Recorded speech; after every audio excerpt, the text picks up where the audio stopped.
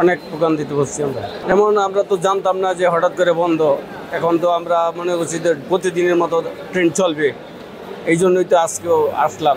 আমি বাসে চলাফেরা করতে পারি না, মাথা ব্যথা করে। গাড়ি চালাই, আমি গাড়ি রেখে এখন দেশের বাড়িতে যাচ্ছিলাম। দেশের বাড়ি ব্রাহ্মণবাড়িয়া দেশের বাড়ি। আমি কর্মস্থল থুইয়া আমি এই জায়গায় আসছি যে দেশে যাব আমার ছেলে মেয়ে দেখার জন্য। আমার মনটা খুবই একটু খারাপ লাগছে আর কি, যে আমার ছেলে মেয়ে দেখি না অনেকদিন ধরে। আমি কর্মথুইয়া এসে বলছি দেখি যে এই আল অবস্থা, ট্রেন চলে না। এখন যে কি করে যে দেশে যাব, এটা একটা বিকল্প একটা রাস্তা খুঁজতেছি। ঠিক আছে, এখন বাচ্চারা আর উপায় নেই দেশে যাওয়ার।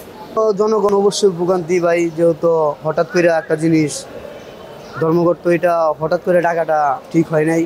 অবশ্যই নিউজ দিত বা একটা কিছু করতো তাহলে একটা ঠিক আছিল।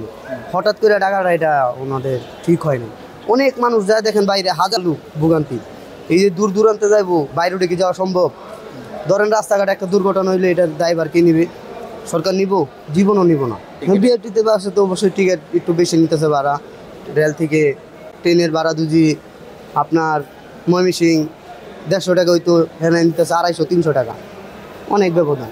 দেশের বাড়িতে যাইতে আসছিলাম কিশোরগঞ্জে, যাত্রাবাড়ি থেকে আসছি। তো আসার পথে রেল স্টেশনে আইসা দেখি রেল স্টেশনও ট্রেন চলে না। তো আমি বাসে চলাফেরা করতে পারি না, মাথা ব্যথা করে। ট্রেনটা চললে ভালোই তো, তো মনে করেন আজকে মনে হয় হবে না। দাবিগুলো দিতেছে, এটা মেনে নেওয়া হয় মুখ্যমন্ত্রী। এটা মেনে নিলে আমাদেরও ভালো হইব, তাদেরও ভালো হইব, আমরা যাত্রীরারও কোনো অসুবিধা হবে। এই যে অনেক ভোগান্তিতে পড়ছি আমরা। যেমন একটু যদি বিবরণ করো।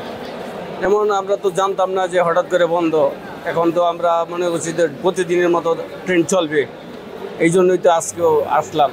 এখন আয় দিয়ে তো এই অবস্থা, অনেক যে আমাদের কি কোথায় যাব তাই পরিকল্পনা করে পাইতেছি না।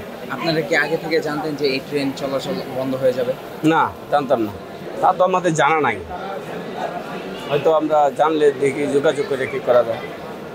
এখন তো একটা ব্যবস্থা করতেই